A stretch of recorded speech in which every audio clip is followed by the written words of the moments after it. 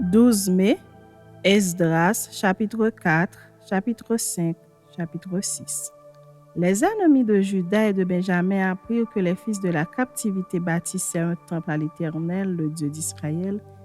Ils vinrent auprès de Zorobabel et des chefs de famille et leur dirent: Nous bâtirons avec vous, car comme vous, nous invoquons votre Dieu et nous lui offrons des sacrifices depuis le temps d'Esar-Hadon, roi d'Assyrie, qui nous a fait monter ici. Mais Zorobabel, Josué et les autres chefs des familles d'Israël leur répondirent: Ce n'est pas à vous et à nous de bâtir la maison de notre Dieu. Nous la bâtirons nous seuls à l'Éternel, le Dieu d'Israël, comme nous l'a ordonné le roi Cyrus, roi de Perse. Alors les gens du pays découragèrent le peuple de Juda. Ils l'intimidèrent pour l'empêcher de bâtir et ils gagnèrent à prix d'argent des conseillers pour faire échouer son entreprise. Il en fut ainsi pendant toute la vie de Cyrus, roi de Perse, et jusqu'au règne de Darius, roi de Perse. Sous le règne d'Assuérus, au commencement de son règne, ils écrivirent une accusation contre les habitants de Juda et de Jérusalem. Et du temps d'Artaxerxès, Bishlam, Mithrédate, Tabéel et le reste de leurs collègues écrivirent à Artaxerxès, roi de Perse. La lettre fut transcrite en caractère araméen et traduite en araméen. Réhum, gouverneur, et Shimshaï, secrétaire, écrivirent au roi Artaxerxès la lettre suivante concernant Jérusalem.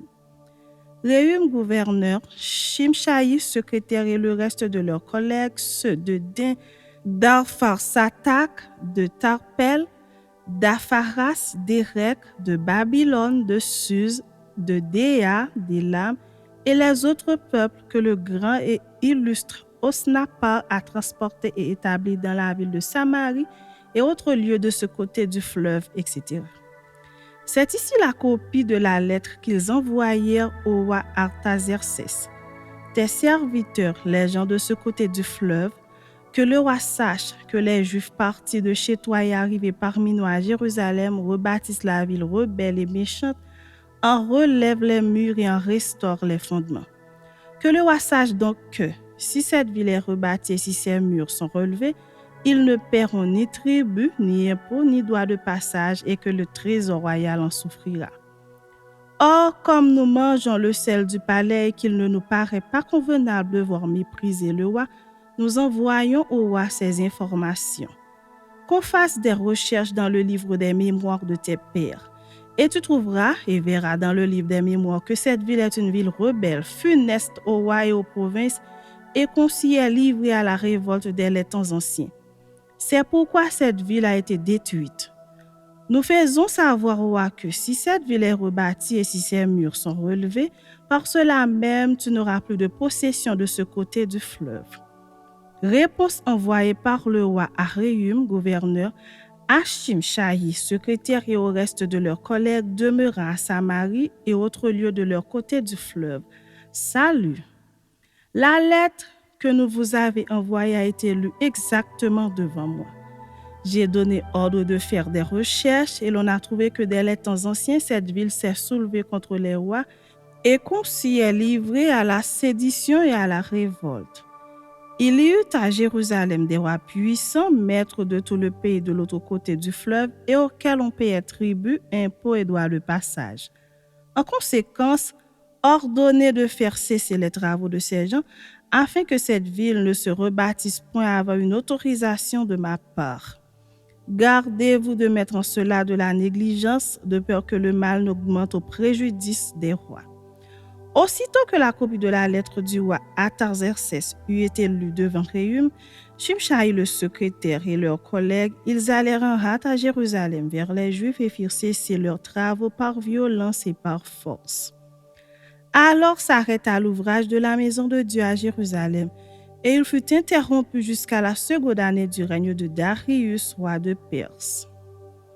Chapitre 5. Agé le prophète et Zacharie fils d'Iddo le prophète prophétisèrent aux Juifs qui étaient en Juda et à Jérusalem au nom du Dieu d'Israël. Alors Zorobabel, fils de Shealtiel, et Josué, fils de Jotsadak, se levèrent et commencèrent à bâtir la maison de Dieu à Jérusalem. Et avec eux étaient les prophètes de Dieu qui les assistaient. Dans ce même temps, Tatnaï, gouverneur de ce côté du fleuve, Shethar-Boznaï et leurs collègues vinrent auprès d'eux et leur parlèrent ainsi. Qui vous a donné l'autorisation de bâtir cette maison et de relever ses murs? Ils leur dirent encore. Quels sont les noms des hommes qui construisent cet édifice? Mais l'œil de Dieu veillait sur les anciens des Juifs, et on laissa continuer les travaux pendant l'envoi d'un rapport à Darius et jusqu'à la réception d'une lettre sur cet objet. Copie de la lettre envoyée au roi Darius par Tatnaï, gouverneur de ce côté du fleuve. Shethar-Boznaï et leurs collègues d'Apharsac, demeurant de ce côté du fleuve, ils lui adressèrent un rapport ainsi conçu. Au roi Darius, salut. Que le roi sache que nous sommes allés dans la province de Juda à la maison du grand Dieu. Elle se construit en pierre de taille et le bois se pose dans les murs.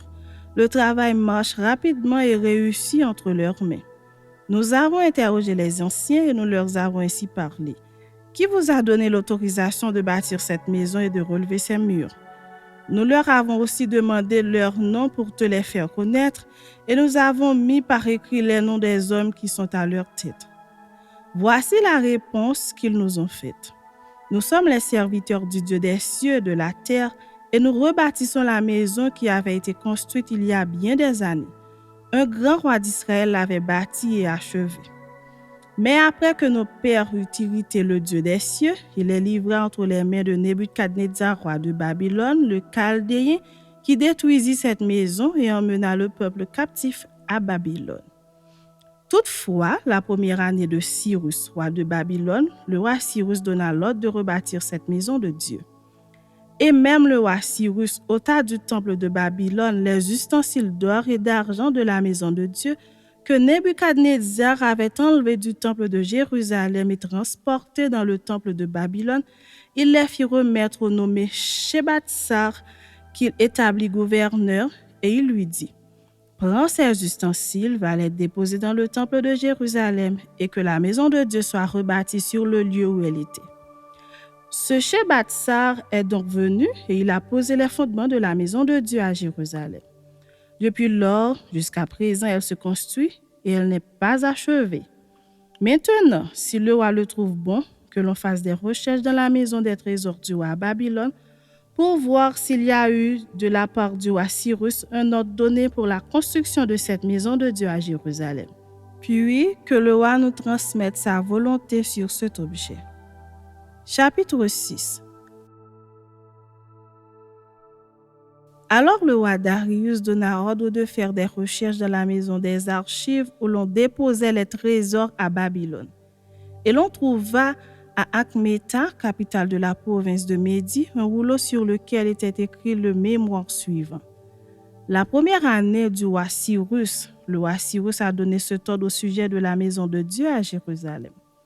Que la maison soit rebâtie pour être un lieu où l'on offre des sacrifices et qu'elle ait des solides fondements.